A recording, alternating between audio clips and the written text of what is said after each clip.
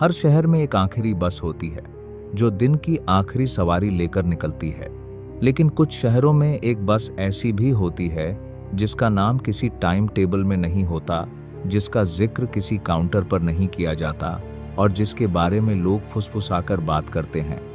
लोग कहते हैं वो बस रात के ठीक 12 बजे के बाद चलती है और जो उसमें चढ़ गया वो अपनी मंजिल तक नहीं पहुंचता। ये कहानी उसी बस की है। उस रात समय 11:47 हो रहा था। पुराने बस स्टैंड पर पीली लाइटें टिमटिमा रही थीं। चारों तरफ अजीब सा सन्नाटा था, जैसे आवाजें भी थककर सो गई हों। आरव अपनी घड़ी बार बार देख रहा था। उसकी आखिरी बस छूट चुकी थी। माँ की तबीयत अचानक बिगड़ गई थी और उसे हर हाल में गांव पहुंचना था।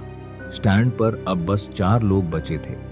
एक बूढ़ा आदमी जो लगातार जमीन को घूर रहा था, एक औरत जो अपने बच्चे को सीने से लगाए बैठी थी और एक युवक जो मोबाइल स्क्रीन पर उंगलियां चला रहा था। तभी दूर से इंजन की भारी आवाज आई। एक पुरानी जंग लगी बस धीरे धीरे स्टैंड में आकर रुकी। उस बस पर न कोई रूट नंबर था, न कोई जगह का नाम, सिर्फ आगे लिखा था स्पेशल।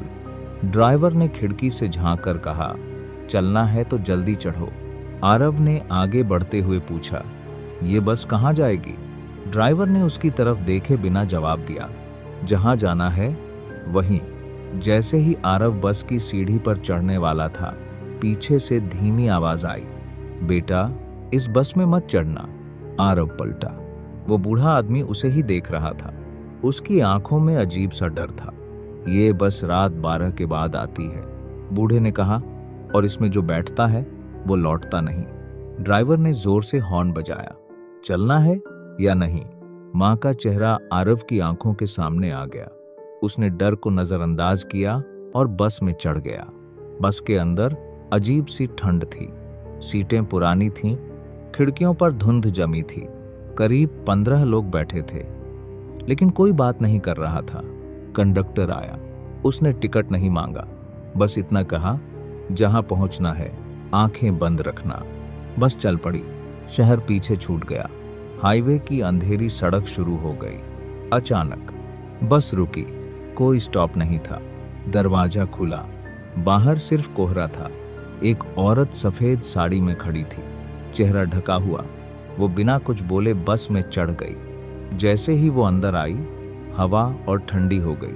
आरव ने देखा, जिस सीट पर वो औरत बैठी थी, उसके बगल की सीट धीरे धीरे खाली हो गई, जैसे वहां कभी कोई बैठा ही ना हो। उस युवक की सीट भी अब खाली थी, जो मोबाइल चला रहा था। आरव का दिल तेज धड़कने लगा। उसकी नजर बस में लगे पुराने शीशे पर गई। शीशे में कुछ लोगों का अक्स ही नहीं था। वो सीटों पर बैठे थे, लेकिन आईने में नहीं दिख रहे थे। कंडक्टर फिर आया। इस बार उसकी आवाज धीमी थी, ये बस उन लोगों के लिए है जो अधूरे रह गए। ये जिंदा और मरे हुए के बीच चलती है। आरव कांप गया। तो मैं? कंडक्टर ने पहली बार उसकी आंखों में देखा। तुम्हारा वक्त आज तय था। आरव ने खिड़की खोलने की कोशिश की। खिड़की नरम थी, जैसे चमड़ी। उसने दरवाजे की तरफ दौड़ लगाई। ड्राइवर शीशे से उसकी तरफ देख रहा था और मुस्कुरा रहा था। बस आखिरी बार रुकी। चारों तरफ काले पेड़ थे, कोई सड़क नहीं थी। लोग एक एक करके उतरने लगे। जैसे ही वो उतरते, अंधेरे में घुल जाते। अब बस में सिर्फ आरव बचा था। तभी उसे माँ की आवाज सुनाई दी। आरव, उसकी आंखों से आंसू बहने लगे। मुझे घर जाना है। बस अचानक झटके से रुकी।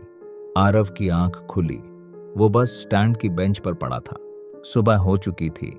लोग आ जा रहे थे। कोई बस नहीं थी। सिर्फ उसके हाथ में एक पुराना टिकट था, जिस पर लिखा था, अगली सवारी फिर मिलेगी।